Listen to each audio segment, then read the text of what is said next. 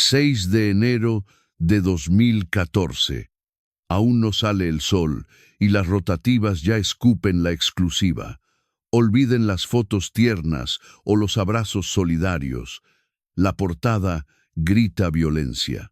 Al poco rato, Internet estalla y el país se queda helado. Aquella que vendieron como el ángel de la nación aparece radiante junto a un cadáver. Y no hablo en sentido figurado. Es una presa real, suficiente para demoler 3 décadas de leyenda. Para toda una generación, ella superaba la etiqueta de artista. Era un estandarte de decencia. El rostro dulce que una sociedad urgida de esperanza adoptó como propio. La misma voz que solicitaba ayuda en hora punta, la que derramaba lágrimas por la infancia desvalida. La novia de América. Un rango que no te da el arte, sino la devoción popular. Y la devoción, una vez hecha añicos, es irreparable. Aquel día, el encanto se hizo polvo. La imagen no revelaba un descuido, sino un estilo de vida, un festejo íntimo que chocaba frontalmente con la fantasía que millones consumieron ciegamente. En un parpadeo, se desplomaron los acuerdos, se anularon las galas y las marcas optaron por el mutismo absoluto. La filantropía ya no servía de escudo.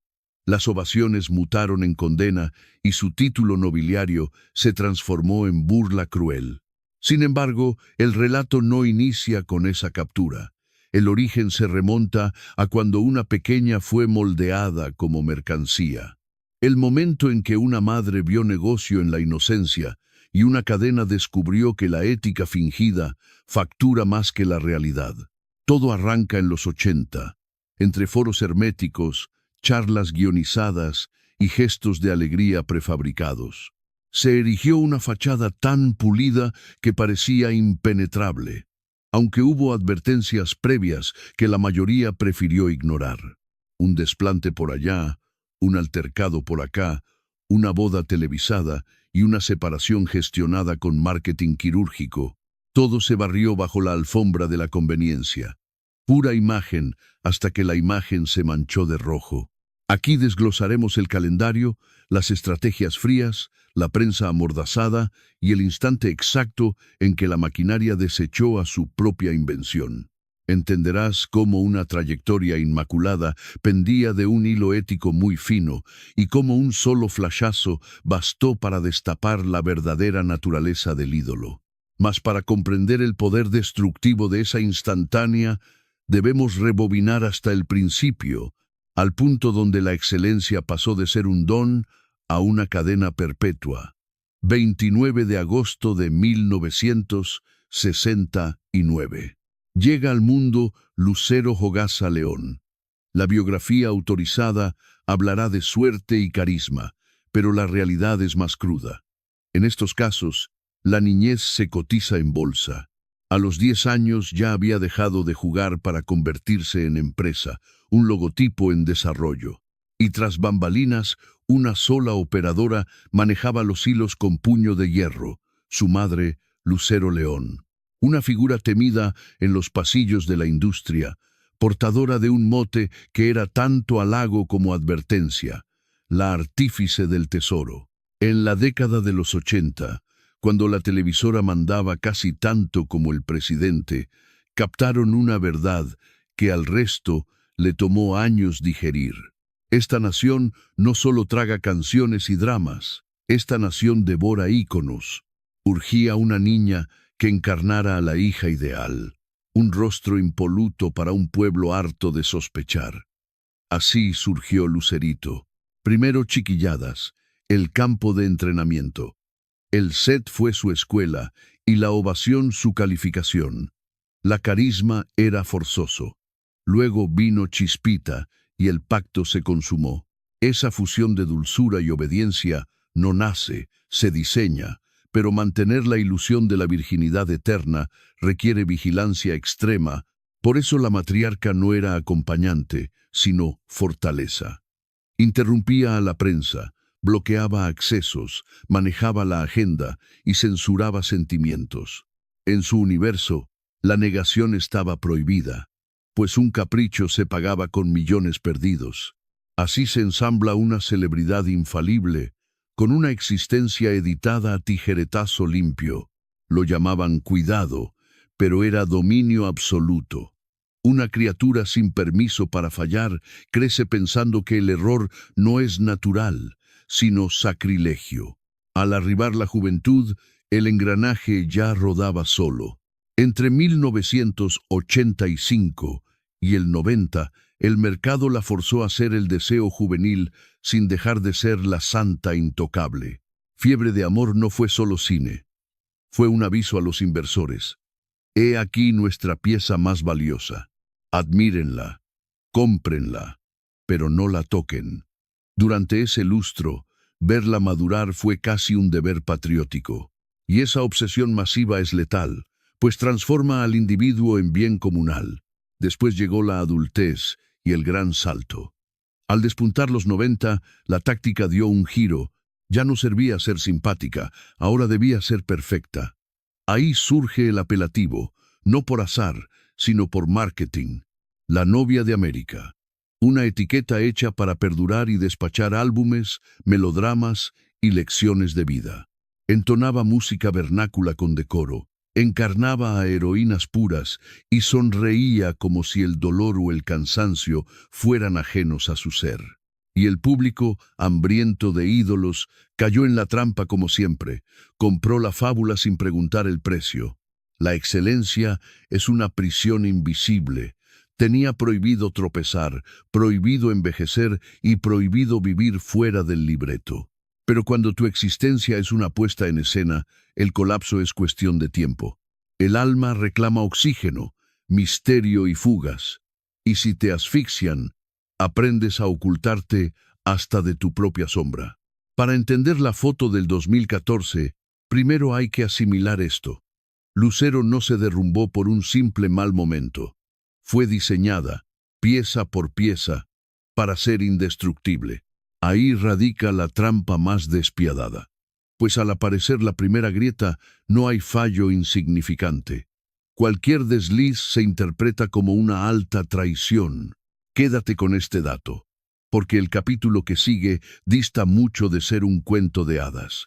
Entramos en el terreno de los acuerdos bajo la mesa, las alianzas oscuras y todo aquello que un clan está dispuesto a eliminar para blindar su empresa.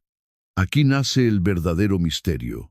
Mucho antes de aquella imagen manchada de sangre, el engranaje detrás de la estrella detectó una amenaza fatal y reaccionó como los grandes imperios ante el riesgo, sin compasión, con control absoluto. Una diva puede reponerse de un disco mediocre, de una novela fallida o hasta de una separación, pero no resiste un escándalo que roce el término. Maldito, menores, depredación, abuso, esa clase de tinieblas que arrastran al abismo a cualquiera que haya estado próximo. Durante años, en los pasillos de la farándula mexicana, ese aroma a peligro tenía un solo nombre: Sergio Andrade. Lucero representaba el activo más preciado de una reputación intachable, y por ello, cualquier lazo con el hombre que luego encarnaría el escándalo era pura dinamita. La gente veía a una ídola inalcanzable, pero tras bambalinas operaba una familia y un sistema calculando peligros como si fueran cifras de balance. ¿Qué ganancias trae la marca? ¿Qué pérdidas genera? ¿Cuál es el precio del silencio? ¿Cuánto cuesta cortar por lo sano? Lucero negó vínculos profundos durante años, algo habitual en una industria donde la veracidad es moneda de cambio.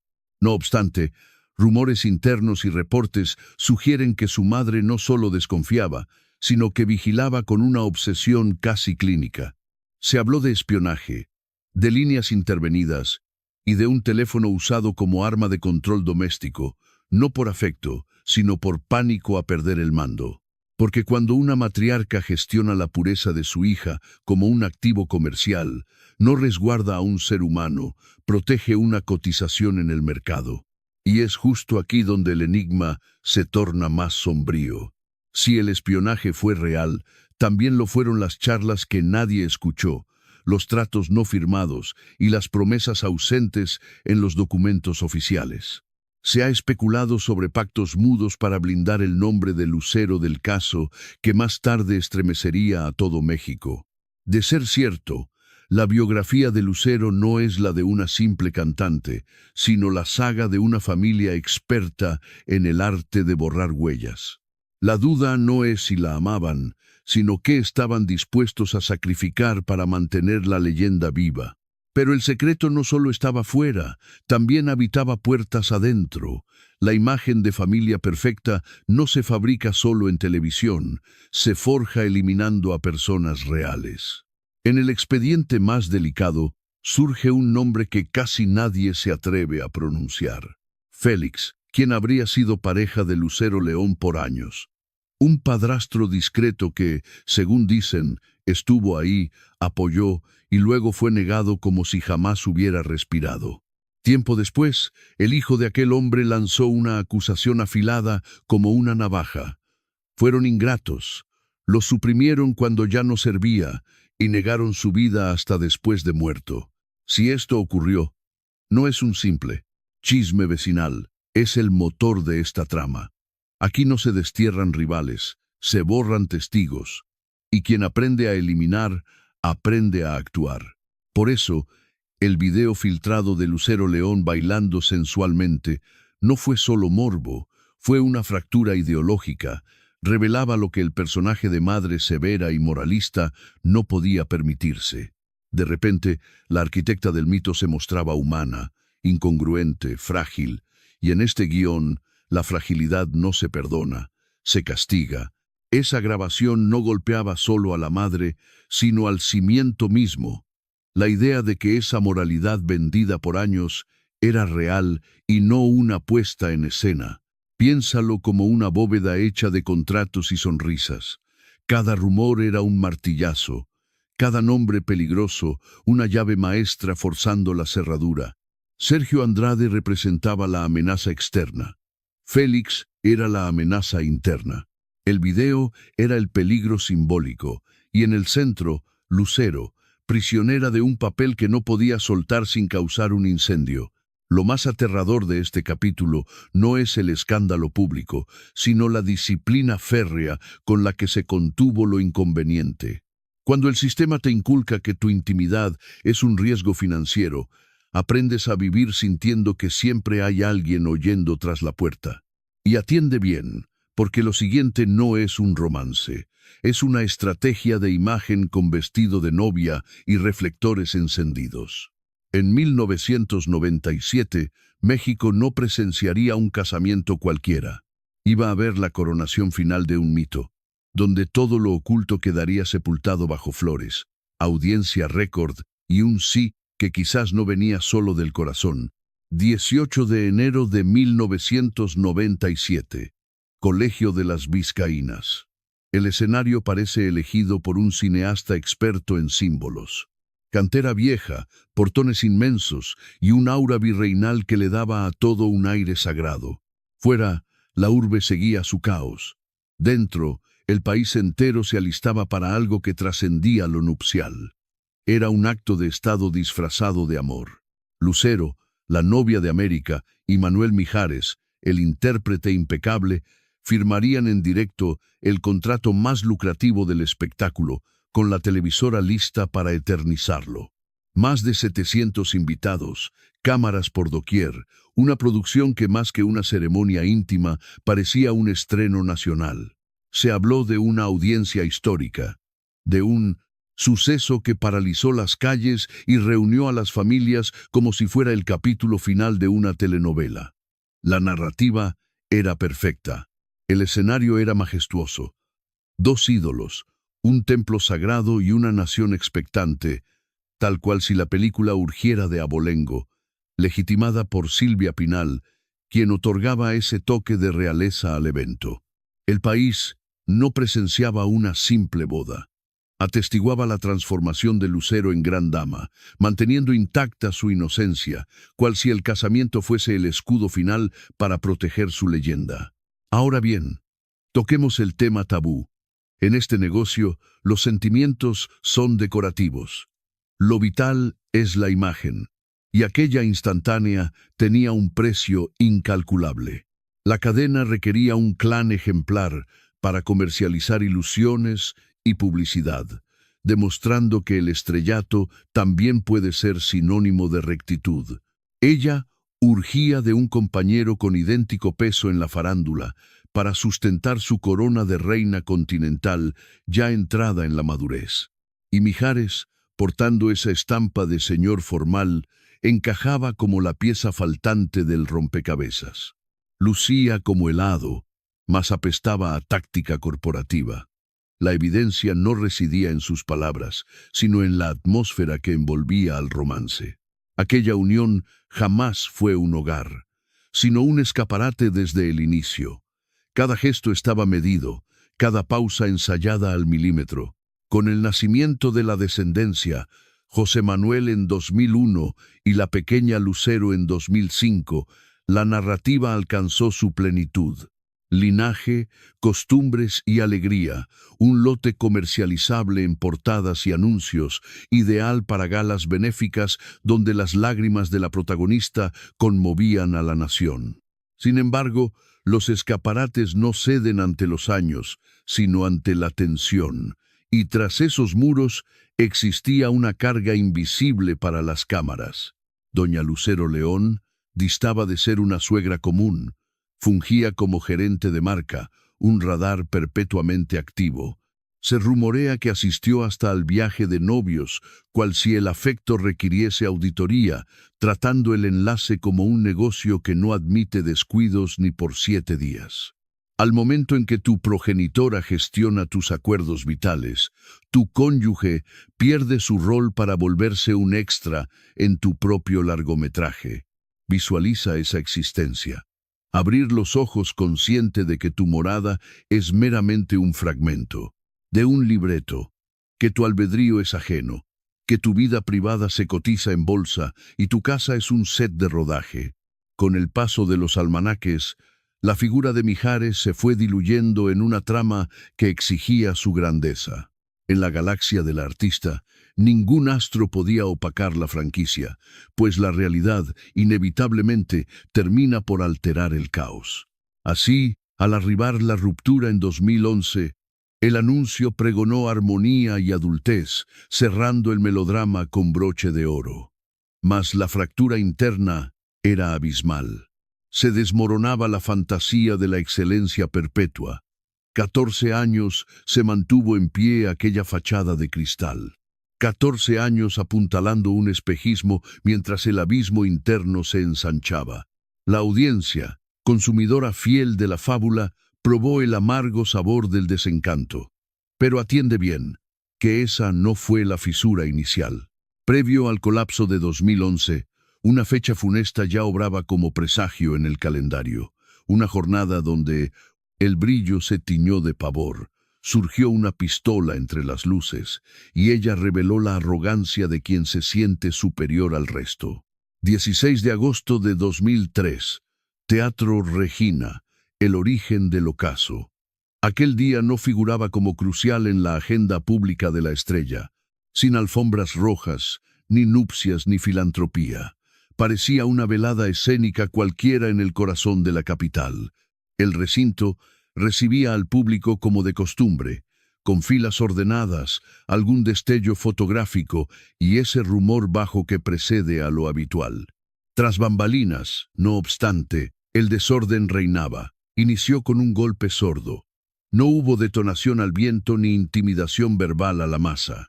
Bastó exhibir el acero, una mímica, un aviso. Al instante, el templo del arte mutó en una zona de pánico. Cuerpos al suelo, alaridos ahogados y los guardias ideando escapes sobre la marcha.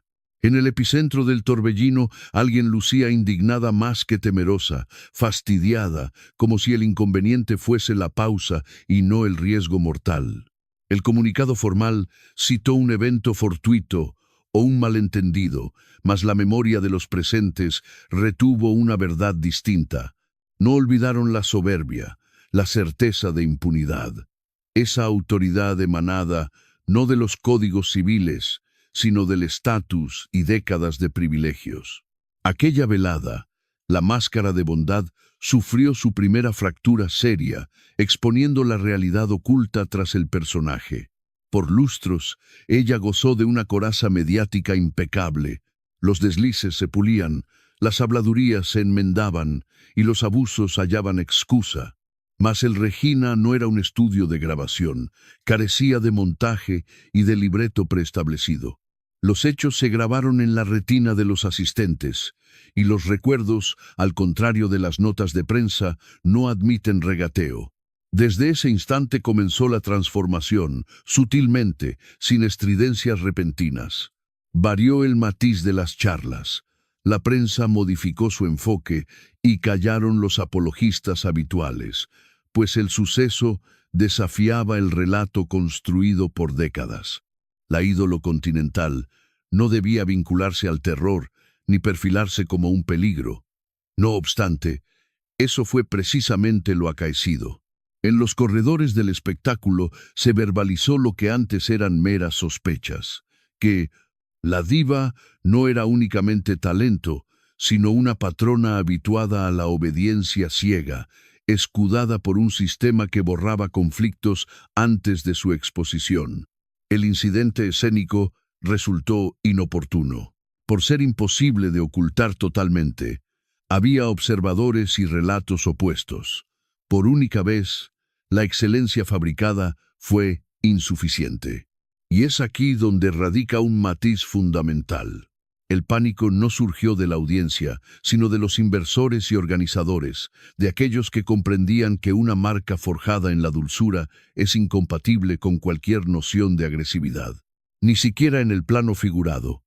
No hubo rescisiones contractuales fulminantes ni sanciones evidentes. Sucedió algo más grave. El distanciamiento, el recelo, la incertidumbre, la credibilidad comenzó a desmoronarse sin hacer ruido. Aunque Lucero continuó con su agenda, cantando y apareciendo en pantalla, la atmósfera se había enrarecido. Cada movimiento se examinaba con rigor quirúrgico. Cada reacción se estudiaba bajo el microscopio. La maquinaria que antaño le servía de escudo comenzó a calcular los riesgos, pues cuando un ídolo de masas evidencia falta de dominio propio, el engranaje deja de percibirlo como un activo seguro y pasa a considerarlo un peligro latente. Lo ocurrido en el Teatro Regina no fulminó su trayectoria, pero la dejó marcada. Fue la primera vez que la gente atestiguó lo prohibido. Fue el instante inicial en que la fachada comenzó a agrietarse desde sus cimientos. No por ataques foráneos, sino por una reacción visceral propia, y eso resulta letal para cualquier leyenda. No se derrumban cuando las golpean, sino cuando se contradicen.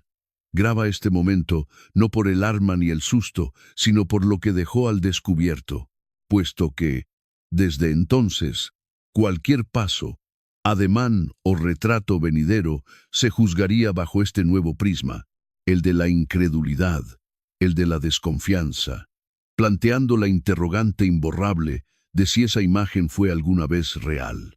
Lo que sigue no es una explosión súbita, sino un declive pausado, una erosión donde la idolatría da paso al juicio severo.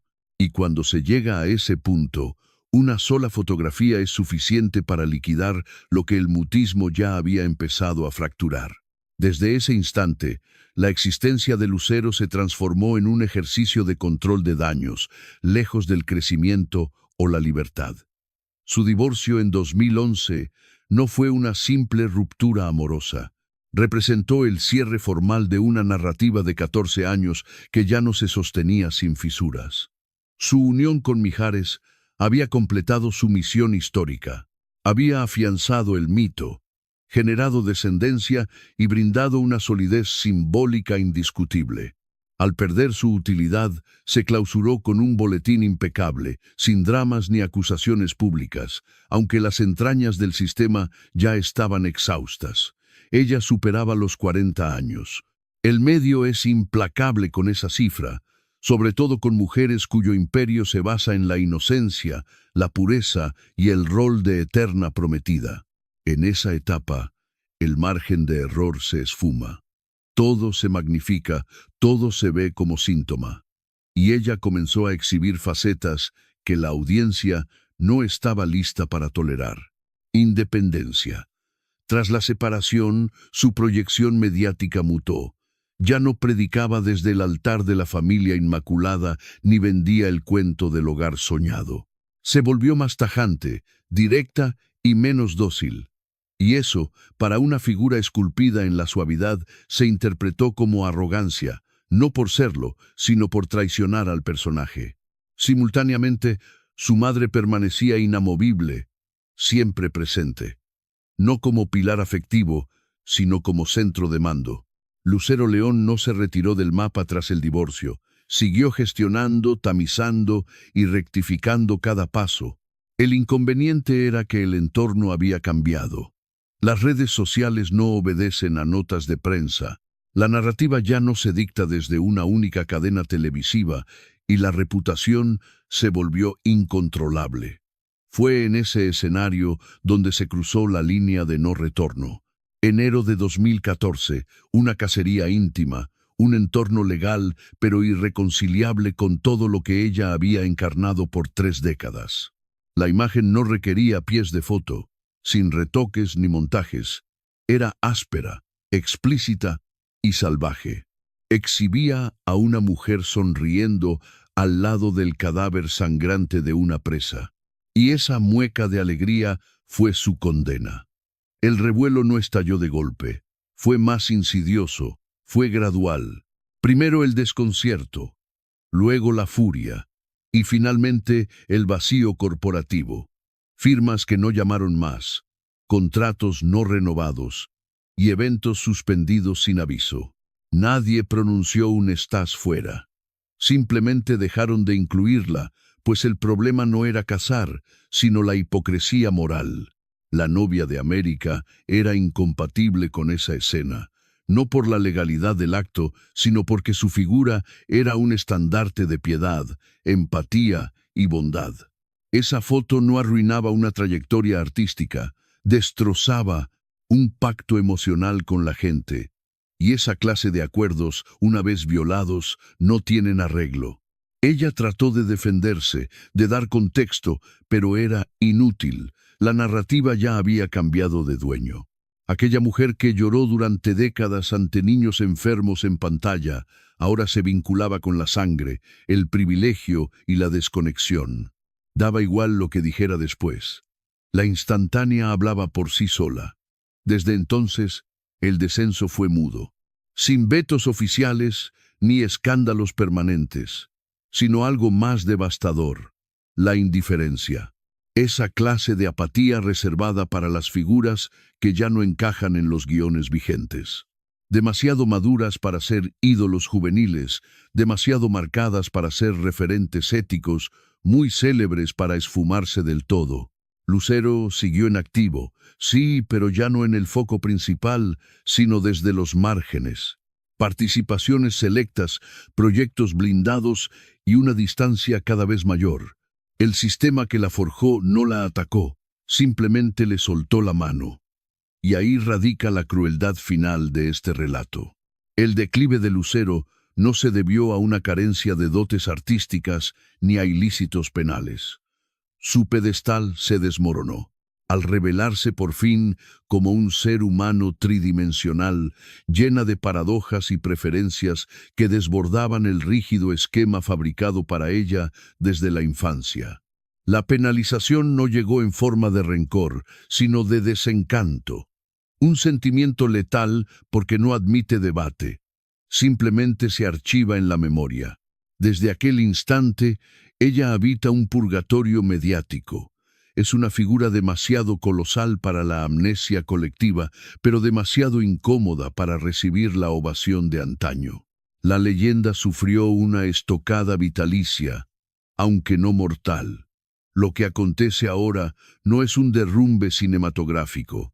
Se trata de una erosión paulatina, reservada y despiadada. Es el trance donde el ídolo se cuestiona su identidad al verse imposibilitado de seguir interpretando el guión ajeno. Y es que, tras la tormenta mediática y el vacío del personaje, únicamente subsiste una interrogante. ¿Cómo actúas al perder el disfraz que jamás pediste llevar? Posterior al año 2014, mencionar a Lucero dejó de garantizar aplausos reflejos. Generaba un mutismo pesado, una atmósfera densa que ningún comunicado de prensa ni sonrisa prefabricada lograba disipar. En suelo mexicano, la nación que la erigió como emblema patrio comenzó a rondar un término inédito en su trayectoria: el deterioro. No era una fatiga escénica, sino ética. La televisora no necesitó emitir boletines de prohibición. El sistema opera con sutileza. Simplemente, el teléfono dejó de sonar. Los escenarios que le pertenecían por derecho fueron ocupados por otros. Las galas benéficas reclutaron anfitriones inmaculados. El engranaje corporativo que blindó su reputación por decenios ahora se veía forzado a blindarse contra ella. Cuando una industria opta por la autopreservación, no hay remordimientos. La artista captó la señal sin subtítulos. Su epicentro mediático se había esfumado. Quedarse en territorio azteca implicaba someterse al escarnio perpetuo, a interrogatorios sin salida y a un tribunal sordo a sus réplicas. Así inició el repliegue discreto, carente de épica. Brasil surgió no como victoria, sino como trinchera para reiniciar el sistema. Nueva lengua, distinta audiencia, diferente relato. En 2016, accedió a encabezar el elenco brasileño de Carita de Ángel. Dominó el portugués y cumplió con rigor profesional. Mas en esas latitudes no era el mito continental, sino una intérprete foránea con antecedentes controvertidos. Fue funcional sin ser fenómeno. Simultáneamente, pactó con Telemundo, cadena que la vendió como un activo sólido y maduro, lejos del estruendo mexicano. Figuró en apuestas como Yo soy el artista, entregando resultados correctos, aunque de resonancia contenida. Dejó de ser la novedad para convertirse en una obra en restauración, y en la farándula, pegar los pedazos casi nunca recupera la magia original. Entretanto, el guión nacional prosiguió su curso en su ausencia. Cada vez que se le invocaba, resurgía la misma estampa visual, la misma palabra y el mismo recuerdo amargo. Sin importar el calendario, el incidente se osificó como su nueva identidad. La crueldad mediática radica ahí. No penaliza el error humano, sino la incoherencia del ídolo. Recientemente, probó una táctica diferente: reactivar la dupla pública con Manuel Mijares. Recitales conjuntos, charlas afables y apelaciones a la nostalgia de esa familia que otrora fue el motor de la leyenda. La audiencia reaccionó, pero con matices. No hubo adoración ciega, sino un cariño cauteloso, similar a visitar un viejo museo que ya no emociona igual. También modificó su registro actoral, abandonando a las damas impolutas para encarnar figuras ásperas, ambiguas e incluso antagonistas. No fue azar, sino una admisión tácita.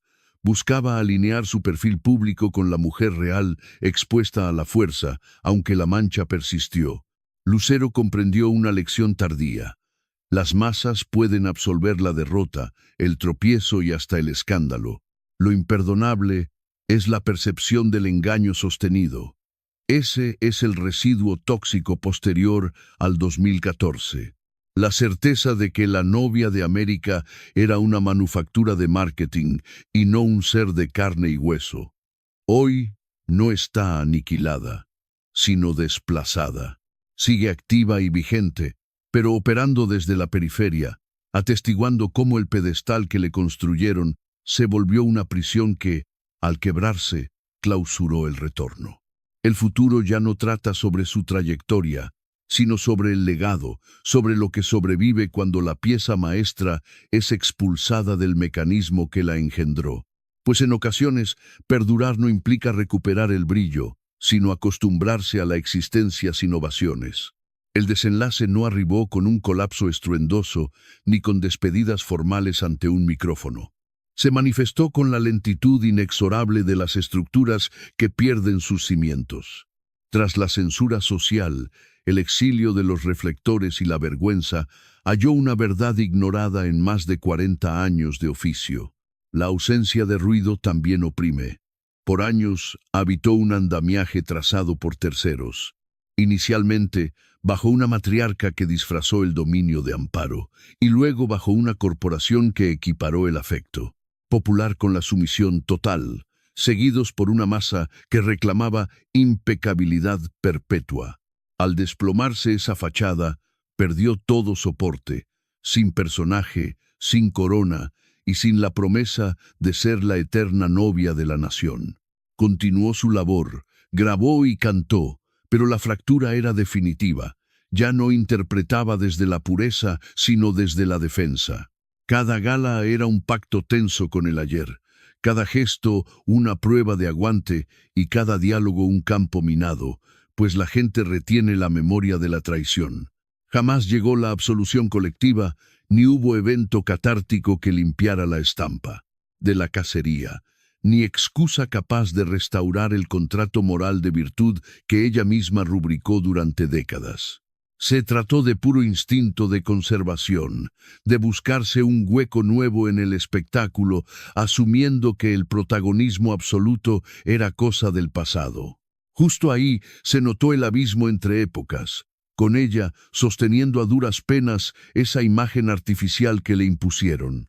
En cambio, su heredera tomó el sendero contrario, auténtica, improvisada y sin ese afán desesperado por caerle bien a todo el mundo. La chica jamás buscó ser un ícono ni aspiró a la santidad o la perfección. La gente, harta de farsas, reaccionó de un modo sorprendente. La cobijaron. Esa fue la enseñanza que a su madre le llegó cuando ya no había vuelta atrás. La sociedad dejó de pedir estatuas de mármol, ahora exigía seres humanos de carne y hueso, con sus fallos a la vista y sus miedos al descubierto. Ella fue diseñada para una era extinta. El verdadero drama no radicó en aquella fotografía polémica. Lo triste fue la maquinaria que la forzó a ser un concepto en lugar de una persona, prohibiéndole los deslices, la madurez o la incertidumbre. Le negaron la evolución y la pusieron en un pedestal tan inmenso que un simple resbalón equivalía a la guillotina social. Actualmente mantiene su fama, su micrófono y sus tablas, pero perdió el estatus de emblema patrio. Ahora es una veterana con cicatrices. Tal vez, al fin, liberada del yugo de ser lo que otros querían. Su relato no encaja en el molde de la malvada, pero tampoco en el de la mártir inmaculada. Es la crónica de alguien que creció en una fábrica de ídolos y cuyos dueños se asombran al descubrir que su mercancía tiene sangre en las venas. La conclusión real no reside en la polémica ni en el boicot, sino en la interrogante que persiste al bajar el telón. ¿Cuál es el costo de pasar una vida entera actuando un rol que jamás escogiste voluntariamente? Ella liquidó la deuda con su reputación, su trono en la memoria popular y el afecto ciego de sus fans, legando a su vez un aviso mudo para los que vienen detrás. El éxito profesional no justifica que el individuo se desvanezca. El espectáculo puede seguir, pero la careta tiene que caer.